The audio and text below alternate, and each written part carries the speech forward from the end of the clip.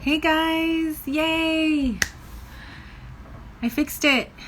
IG Live always likes to give me trouble. I'm not sure why. Anyway, good morning. It's Tuesday morning, 10 a.m. We're in the middle of October. Actually, we're finishing up October. It's starting to get cool here in LA, so a little bit of cold weather. Hope you guys are all doing well, staying warm.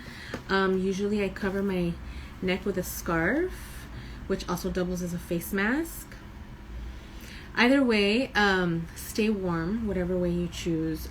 Just a friendly reminder that your neck is the most vulnerable place for attack by the 6 evils, as they are called in TCM. TCM stands for Traditional Chinese Medicine, by the way. And the 6 evils are things like wind, cold, damp, dry, hot, summer heat.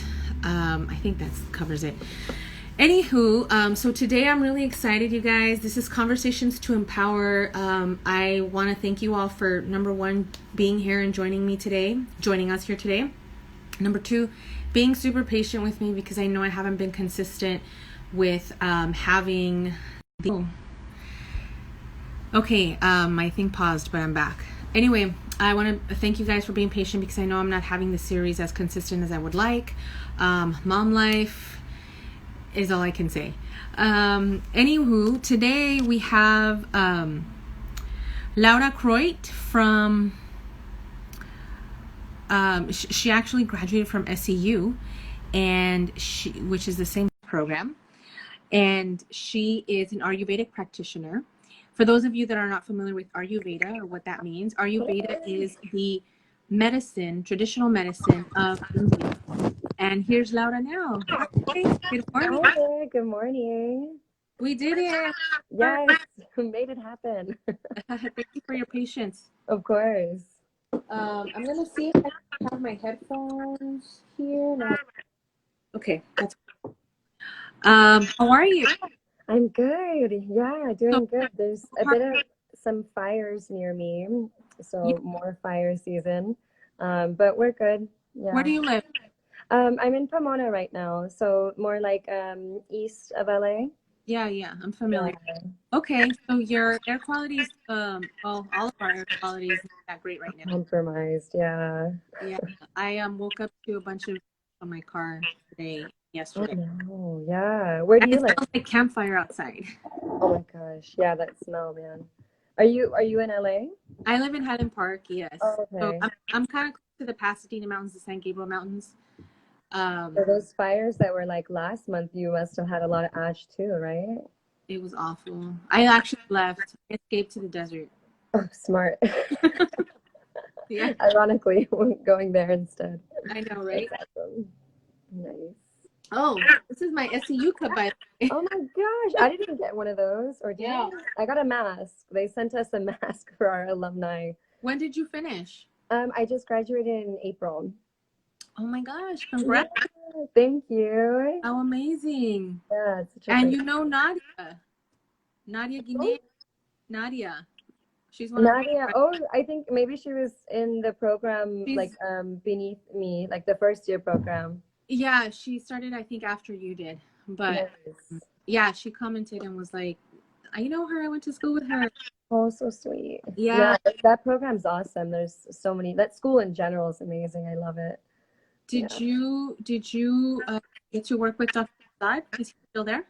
Yeah. So Dr. Prasad was my pathology teacher and also like preventative medicine teacher. And Awesome. then I didn't do clinic terms like with him. I Mm-hmm. didn't do any like shifts with him. But I go to him for acupuncture and I studied under his wife for clinic shifts. Yeah. Is it Dr. Anu? Dr. Manjusha. Oh, right. Different. Did you meet Dr. Anu? Yeah. Okay. All of them. They're all amazing. Yeah, Dr. Prasad was the best in Did clinic. you do clinic rounds with him? I did. I had classes with him, and then I ended up doing my last, I think, 2 terms of internship with him. So he ended up Amazing. helping me a lot with my last, I forget what they called it, the presentation that we had to do for The graduation. capstone? Not capstone. I forget what it was. But He's the super last brilliant. case study that I Yeah, did. I like that he blends, obviously coming from India, he is an Ayurvedic doctor, but then he also studied TCM. So super brilliant. Yes, yes. And he presents a lot at different seminars and Hmm. speaking engagements.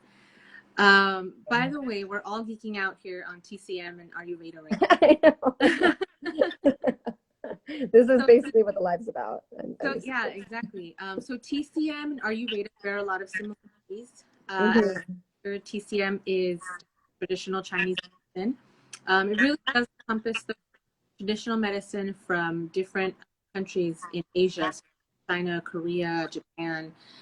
Um, and I mean, they're still trying to decide on the terminology as far as doctors of TCM or doctors of Oriental medicine. Oriental medicine, I've heard that. Um, Yeah, I kind of like integrative medicine just because we do integrate, but I don't even know if I decided the association. yeah, But either way, there are a lot of similarities between Ayurveda and TCM, definitely. as well as medicines from other countries. So why don't you tell me a little bit about what made you get into Ayurveda? Yeah, and I will like comment on that. I love that like all of the Eastern medicines really, kind of have this connection there that like us, as humans, we're so connected to our environment. And beyond that, we're really connected like to the universe as a whole because every living thing in it is made up of the elements. So going like back to that really like basic elemental knowledge is so amazing. That like cross between TCM and Ayurveda. I Yeah, love that. I love it too. And I remember when I first started acupuncture school, I was in my class and talked about five element theory and yin and yang theory. And for me, it just made so much sense. It was something completely new and Yeah. foreign to me, but it wasn't because it really resonated with my soul and my spirit because I'm Yeah, like, it's like yeah, you remembered we it. are like the mountains and we are like the trees and we are like the plants. We're Mhm. like little small microcosms of this grandiose earth and this grandiose universe. So I like Yes, that you mentioned that. yes. And I love that too because like TCM, even though like the elements are different, like in TCM versus Ayurveda, still like they do like correlate so much together, which I think is really cool to like be able to switch back and forth. I would love to study TCM eventually someday too. But Yeah. that's like a whole nother area of medicine. But yeah, I basically, got into Ayurveda like about 8 years ago. So my sister was seeing a practitioner for like acne and skin issues. And so she underwent panchakarma, which is like the most ancient detox recorded, and it's also like in Ayurveda. And so after she did that detox, all of her symptoms and, like basically like these kind of chronic conditions completely left. And I was just so amazed by that because I was like, how come you've been like seeing so many dermatologists, been going to so many doctors and like nobody can figure out how to treat this? But then she goes to one, Ayurvedic practitioner that really like simplified things, looked at the diet, and then, so many things changed. So I was really inspired by that. And then I just started, kind of self-studying. I started like, reading books and first started like going to seminars and like recorded lectures by Dr. Vaidya Mishra, who has since passed, but he was like my first introduction to Ayurveda, which is cool because he talks so much about EMFs and like a lot of things that like Ayurvedic practitioners nowadays are like barely getting into. Such an ancient medicine, like EMFs weren't really around. Mm-hmm. So that really called to me first. And then, yeah, just kind of balancing like my own healing and my own, I think that that happens a lot. Like as healers, we're kind of initiated with our own, So healing. would you work? Yeah, so that happened. And I grew up with a lot of anxiety and a lot of like stress as a kid. So that kind of like put a, damper on my nervous system. I got sick a lot.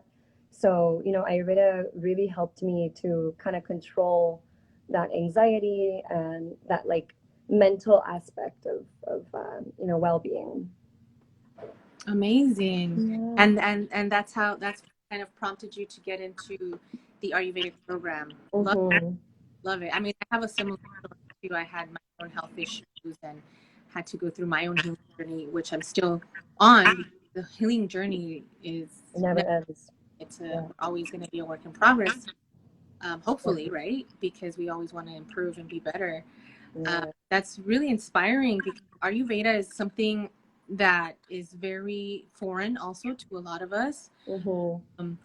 I mean, panchakarma, like we don't even, like, what does that mean, right?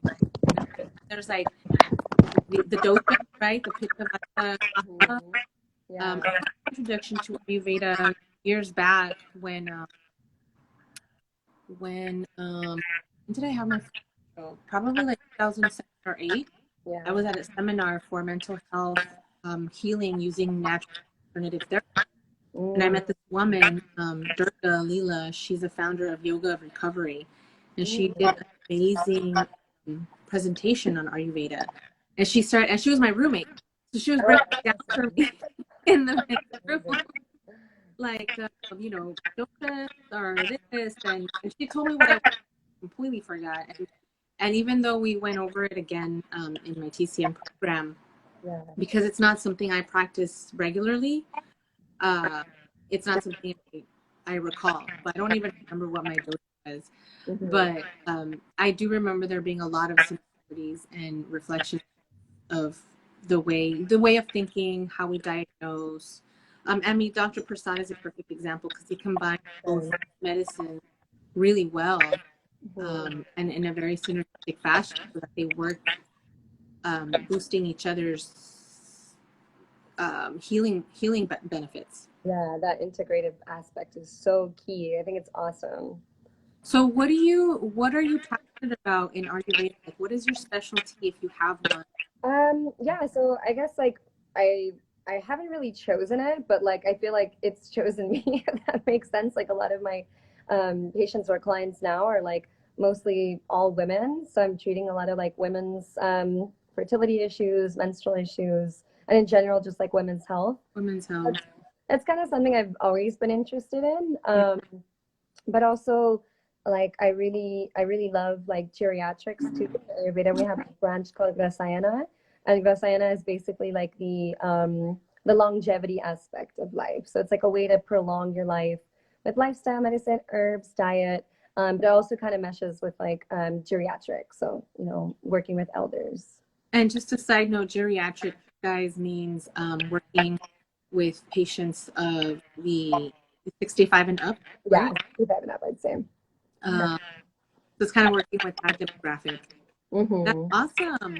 I also work with a lot of women's health patients. That also shows me. My great grandmother was a midwife. I was always kind of terrified of working with women in general. I know, so many complications. Before, because I was like, all the emotions, But after I became a mother and went through the whole pregnancy journey, I just feel like I'm so much more in my body. I can understand and appreciate a woman's body even more, and really honor it. So I have a completely different outlook and mentality on women in general. And women's health is so important, because we're creators of life, we're carriers of life, and we're, as a society, not respecting our bodies enough. Yeah, definitely. I mean, it's a very patriarchal society too. Exactly. And that roots back to like, colonial times, even beyond. So I feel like the need for health, like in an integrative approach, like we're saying, is so needed. It's like there's a big demand for it these days. Yeah. So let's break it down to really basics on Ayurveda for the people that are completely unfamiliar. Explain it to us in a nutshell, what it is that you do and how you work and how to help somebody. Like, as an example, I'm going to use me as an example. Okay. Right now, something very strange happened to me this week. I started my moon cycle, I thought, on Friday night, and then I had spotting for 2 days, and then there was no more anything for 2 days, and then I started bleeding this morning, like a real period. That's so crazy. And that's never happened to me before. So anyway, just using this as an example, why don't you I can break that break down. down what it is Yeah. on a basic level, and then how it could help someone in this situation.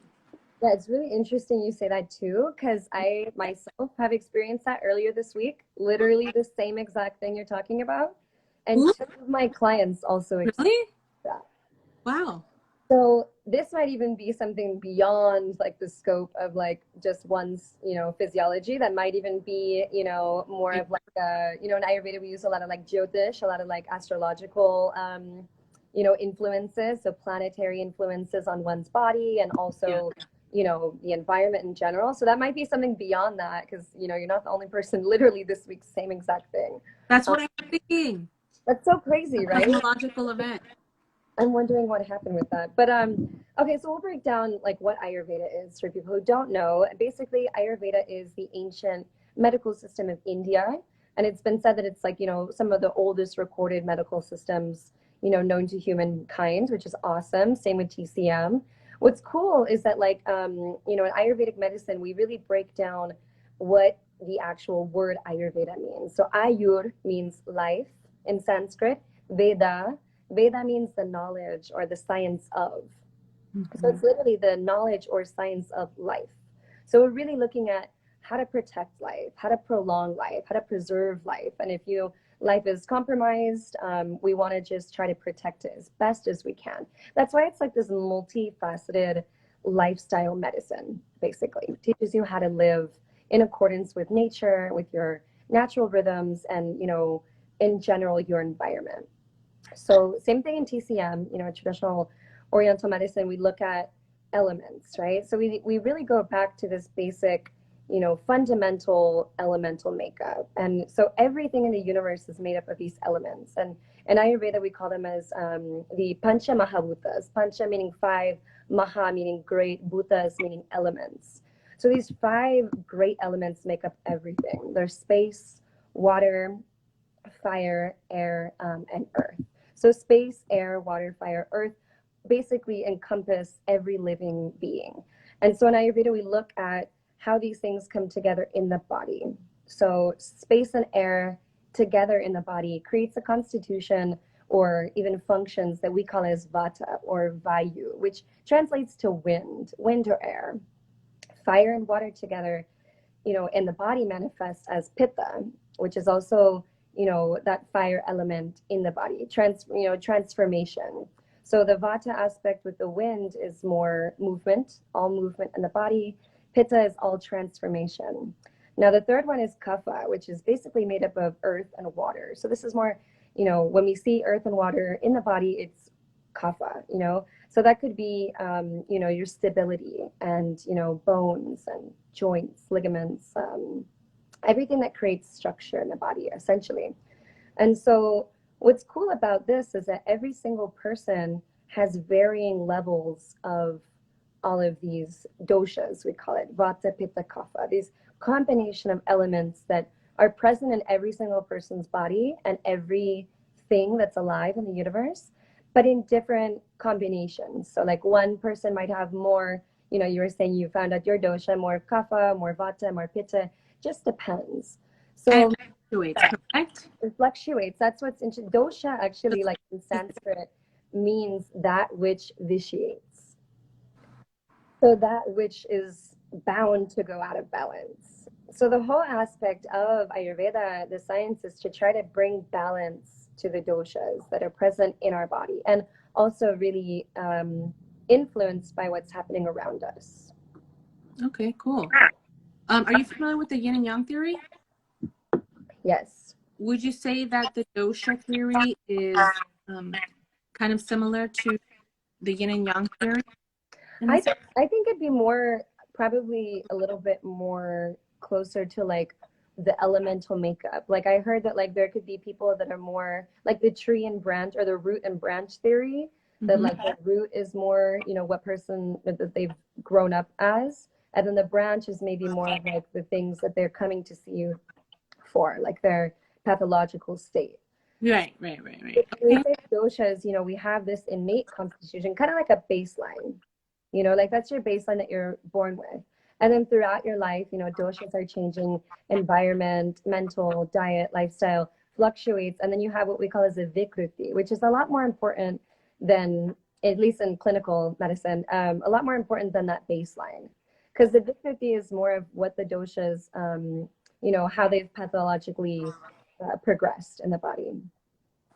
So I would say, like, I think the yang, yin and yang could maybe loosely be translated as like more, the elemental makeup in there, at least like from what I've heard. And then like, I've heard that like wood types could be more related to vata, that wind element, that, air and space type of body.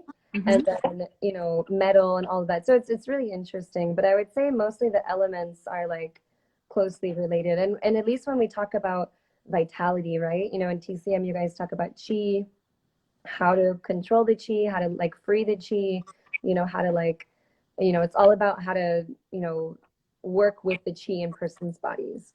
So we kind of talk about that in terms of like vata, that movement in the body that governs vitality.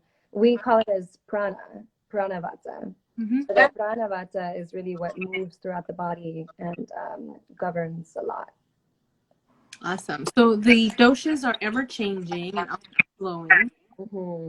There's an influence by the seasons and the weather and the food that we're eating, the lifestyle we're living on our doshas, correct? Yes. And we can always have a little bit of each at the same time. Yeah. Or more one than the other. Yeah. Right? I would say we have all of them all the time because, space and air, vata, can be kind of translated to like nerve impulses in the body. And then, fire and water can be, loosely, in our narrow way of thinking, we could say, enzymes or like hydrochloric acid or like the metabolic, activity. And then kapha would be more, earth and water would be more like stability in the body. So, the all of the waters of the body, closely related to like, kidneys and all of the water, organs of the body. Okay, so tell me now, how can Ayurveda help someone like with a women's health issue, like myself, for example? Like, right. So for that example, my period is irregular, apparently. Yeah. And I mean, let's not think about the cosmos. Let's just think about the physical piece. So, My yeah. period is irregular. I had a baby almost 3 years ago now. So what could you do for me? So interesting you asked that because like the first dosha that's like tend to go out of balance is vata. So that air and space quality. So that irregularity that you're experiencing or anyone out there is experiencing, irregular cycles, irregular eating habits, irregular sleeping habits, irregular appetite, everything like that is really connected to vata. So how to control that wind and air in the body, that space element is, it really comes down to like how to, go to the opposite. So vata is dry, it's light, it's cold, so those are all the qualities. It's subtle, it's mobile, it moves throughout the body. So we look at the opposite of that. So basically, like, if someone's experienced those irregular things, we would say, what are you eating? Are you eating really cold foods? Are you drinking ice water? Are you eating at abnormal times? When you're a mom, of course, it's like, it's hard to have things regular because you're raising a child, you may be feeding constantly, not getting adequate sleep. So vata is really that time, or like postpartum, I would say is like a really big vata time where, there's a big empty space now in the body. And so like, that irregularity can be controlled with warmth. So, warm foods, cooked foods, warm water. That dryness can be, an antidote to that dryness could be oil, a little bit more unctuous food. Oil massages are really big in Ayurveda to control the vata. And then tell us about oil massages, because I think that's a little bit of a mystery for a lot of people, because we've seen images and it's just like people are just dripping in oil. So what would you do, like for me, what treatment would you give me with oil? So if there's irregular periods, the first thing is always diet. And then the treatment aspect could be anything with like oil enemas. It could be like oil suppositories that we use. In women's health, we use a lot of like herbal decoctions with oil. So that could be like a, To certain type drink of, or to massage on the womb? what's that? To drink or to massage on the womb? Internally too, like decoctions, but the oil enemas, to regulate that vata element in the colon. And then in general, like the oil massages, everyone's like, wow, why so much oil? But our bodies, skin absorbs so much. And so we really feel like when you put oil internally and externally, that like oilation controls the vata so much because its main constituent, like its main quality is dryness. So that's what's causing irregularity. If there was a Hold on process one second. Let me just make sure I understand. So the vata, there's a deficiency of vata or an excess of vata? Okay, so excess of vata means there's dryness. There's a void. dryness. And so the oil can help to kind of moisten, lubricate internally as well as externally. Yes, absolutely. And so the decoctions that you have, that you're mentioning, it's an herbal tea along with oil that you drink? Yeah, so we'll probably do like you could the best thing to do I would say is ghee, having small amounts of ghee depending on your constitution, right? But ghee is really good. We use herbal ghee, so like ghee that's infused with like hundreds or 50 different herbs, and those are different formulas we use in women's health. And then the decoction, could be of different various herbs to help with bringing that vata into balance, creating stability and also creating that like healthy moisture and that healthy What type of oil would you use for the tea? So or the herbs for the tea? For the internal tea. Yeah, for the internal tea, most of the herbs like I'm recommending for women these days, even though I don't like to give like No, I'm talking about the oil. What type of oil are you using? Oh, you can use Shirabala oil for weakness. You can use What is it? oil. These are all sesame-based oils, essentially. Sesame-based oils. They Okay. have many different herbs in them. So sesame is warm, right? You can use coconut oil. Coconut oil is cold. It's, in a way, drying by nature, coconut in and of itself. So we use a lot of sesame oil. That's the main. That would be like your carrier, your base oil. Carrier, exactly. Okay, cool. And then do you do any, like for women's health issues, do you do any womb massage or any massage on the body? Yeah, I mean, as like we typically do like internal stuff, but externally, like womb massages would definitely fall under like things to do earlier in the month, of course. So sometimes we'll just do like Abhyanga is like the most popular thing, which is basically oilation of the entire body, head to toe, to move the excess vata out. Womb massages, like they do in Ayurveda, I haven't personally done them myself, but I'm really interested in learning more about it. Like I was saying, like early on in my practice. I've also been wanting to study like the Maya womb massage too. I go to Guatemala like often. My boyfriend's family's from there, and so I've been wanting to study that because that's a really beautiful, treatment for women. Yeah, that can be incorporated with the Abhyanga, correct? Yeah, for sure, for sure. Okay, awesome. Yeah. Awesome. I love it. I wanted to just open up and see if any of our guests here wanted to, had any questions. Let me just take a look. Wait, I thought I saw a question. Getting feedback. There's also like some things, going back to your initial question about irregular menstrual cycle. There are some things to definitely avoid. And I can, now this is for not even just women, but for men as well. Making sure you're not having ice water throughout the day. So warm liquids. A lot of women who come to me having menstrual issues have a lot of salads, which again are drying, they're cold, they're light, they're crunchy, and innately like difficult to digest. So yeah, let me just really quick, sorry to interrupt you. Let me just really quick explain why cold, I also often recommend to my patients to avoid cold and raw foods. yeah. And a lot of people don't understand why, because of a foreign concept to them. But basically, when you apply anything cold onto the body whether you're consuming a cold beverage or eating cold foods, or out in the cold, like out in the ocean, or in the cold without proper, covering, that can create a lot of different problems. From a digestive standpoint, it can create intestinal contractions. So you may have a hard time digesting your food. It may create sluggishness in your digestion. For women, if you're out in the cold or exposed to cold, whether it's water or air or environment or food or beverages, it can actually trap cold into the uterus, which later can create problems, especially later in life. The age creates a lot of pain, blood stagnation. Our menstrual flow isn't flowing. Basically, the body likes warmth so that things can move around and flow. So whenever we're adding cold, it's causing that flow to stagnate. Just think of like a traffic jam. So that's why cold is no bueno. Yeah, in either of our medicines that we practice. And also touching on that, like skipping meals. So unless like your constitution or your imbalanced state right now requires you to, kind of skip some meals, maybe you're trying to, lose some adipose tissue. I find a lot of times, like especially in the cases of amenorrhea, intermittent fasting.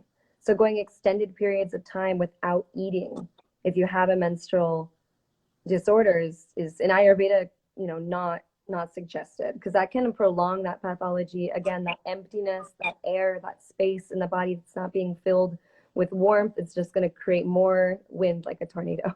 Yeah, no, I completely agree.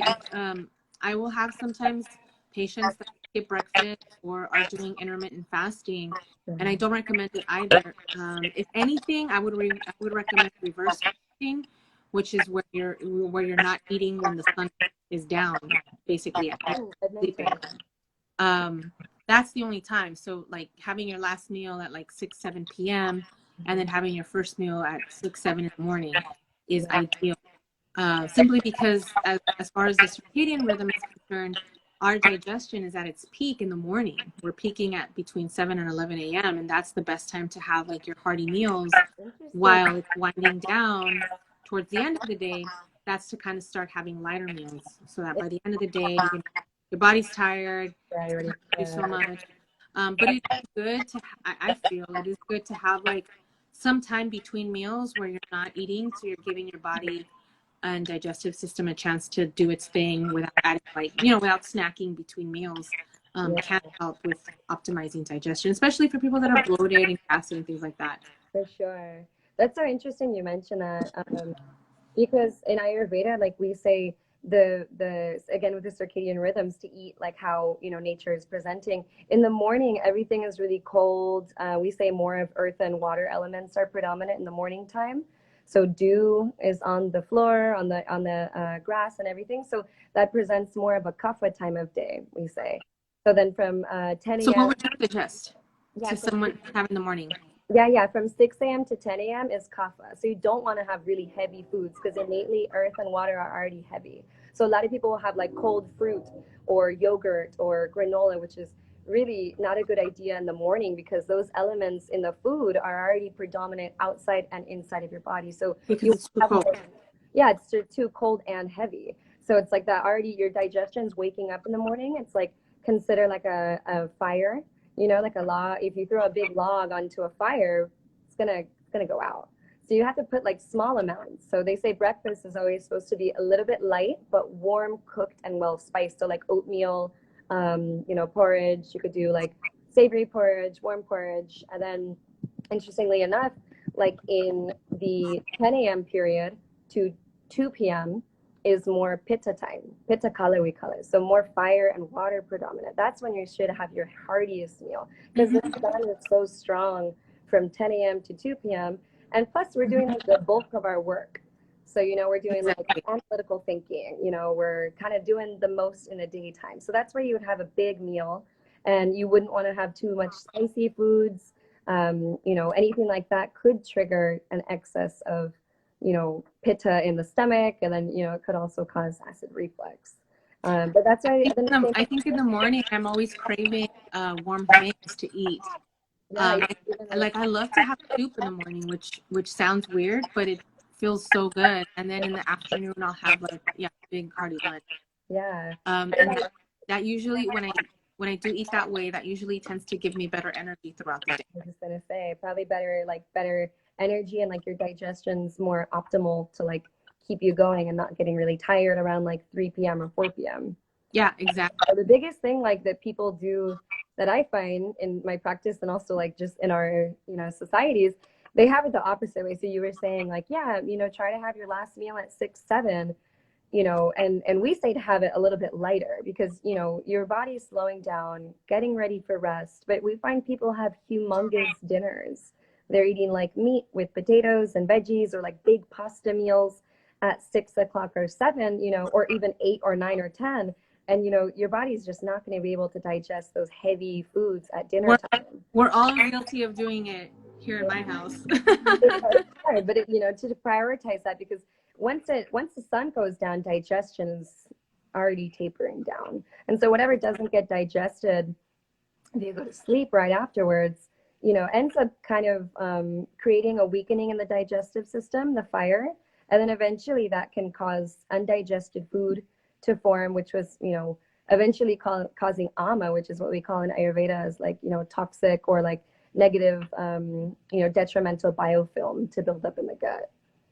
Do you guys have that type of concept in like TCM, AMA, or any toxins, or is it just like the chi doesn't like it gets stuck? Like how can you? Toxic heat, toxic heat, damp phlegm, different things. Yeah. So this has been really, really helpful. So I think to summarize everybody, what we're both kind of getting at is try to be more tuned to nature.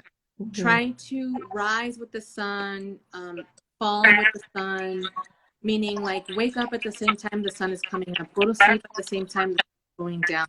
Luckily, or maybe not so luckily, depending on how you're looking at it, but our time is going to be changing on Sunday. So it's going to be a little bit easier to get to bed earlier. We're going to want to sleep longer. And so, yeah, so the idea is to rise and fall with the sun and to be more attuned to nature and look at what the sun is doing. Look at basically what the sun is doing for some guidance. So rising and falling with the sun, and then eating along with the energy of the sun. So having your biggest meal at the peak of the day, which would be like around noontime. And that's also what we consider in TCM utmost yang. So like the time of the most energy, like the most energy that you're going to have, the biggest life force that you're going to have. And so just pay attention to those natural elements around you. Pay attention to the trees, pay attention to the wind. If something doesn't feel right in your body, make a change for it. Like if it's really cold and you need an extra layer, wear an extra layer. Especially for us women, like cover your womb. That's such an important thing to do, that it's such an easy thing to do, that can avoid so many menstrual problems. So that's going to be my tip to leave with you ladies. Cover your wombs, especially during your menstrual cycle, and especially when it's cold out there.